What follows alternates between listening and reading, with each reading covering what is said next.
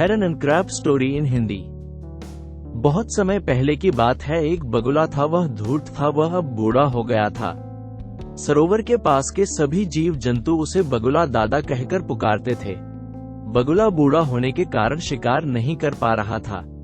एक बार भूख के कारण वह तालाब के किनारे रो रहा था। एक केकड़े ने उस बगुले को रोते हुए देख लिया।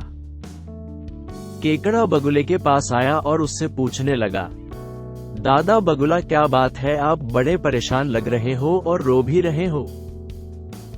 बगुला अगर केकड़े को सच बतला देता तो सरोवर के सारे जीव बगुले का मजाक बना लेते।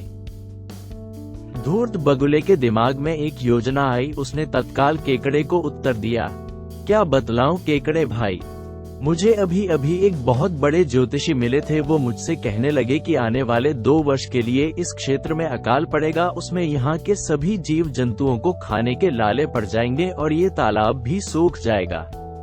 मैं तो उड़कर कहीं और चला जाऊंगा, परंतु इस तालाब के सभी जीव जंतु और मछलियों का क्या होगा, यही सोचकर मैं रो रहा हूँ।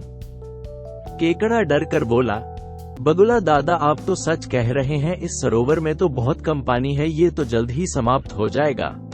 आप तो बहुत बुजुर्ग और अनुभवी हो, आपने पहले भी इस तरह की मुसीबतों का सामना किया होगा।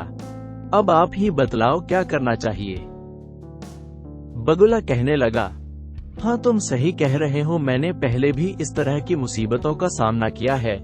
मैं तो उड़कर कहीं दूसरे देश चला जाऊंगा, परंतु मुझे चिंता इस सरोवर में रहने वाले जीवों की है, जो हमेशा दुख सुख में मेरे साथ रहे। उन्हें मुसीबत के समय छोड़कर कैसे चला जाऊं।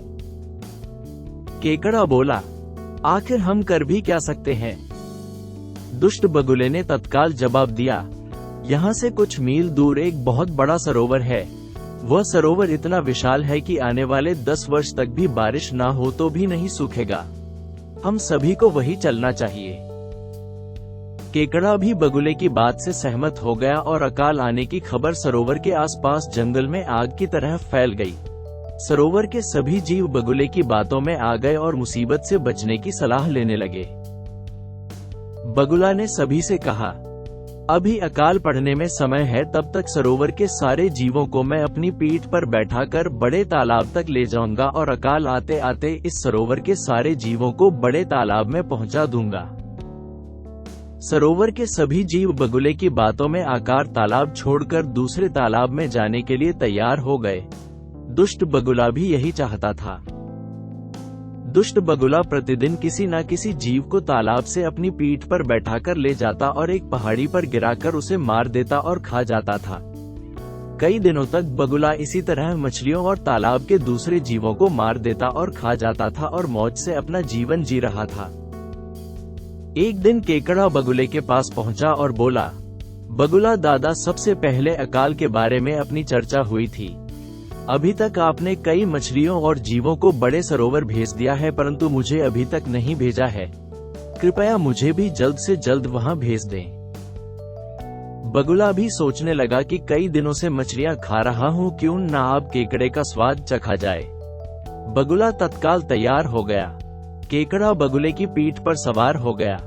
जब दोनों उस पहाड़ के पास पहुंचे जिधर बगुला मछलियों और दूसरे जीवों को गिराकर मार देता था, तभी केकड़े की नजर हड्डियों के ढेर पर पड़ी। केकड़े को तत्काल सारी कहानी समझ आ गई। तभी बगुला बोला, अरे केकड़े, तुम्हारी कोई आखिरी इच्छा हो तो कहो, अब मैं तुम्हें यहाँ से गिराकर मार दूंगा और अपना पेट भरूंगा। केकड़े ने तत्काल अपने पैने डंक दुष्ट बगुले की गर्दन में गड़ा दिए। बगुला जैसे तैसे पहाड़ी पर उतरा, परंतु तब तक उसके प्राण पखेरु उड़ गए। केकड़ा धीरे धीरे वापस अपने सरोवर आ गया। जब सरोवर के दूसरे जीवों ने बगुला के बारे में पूछा, तब केकड़े ने सारी बात बतला दी। तालाब के सारे जीवों को अपनी गलती का पछतावा हुआ।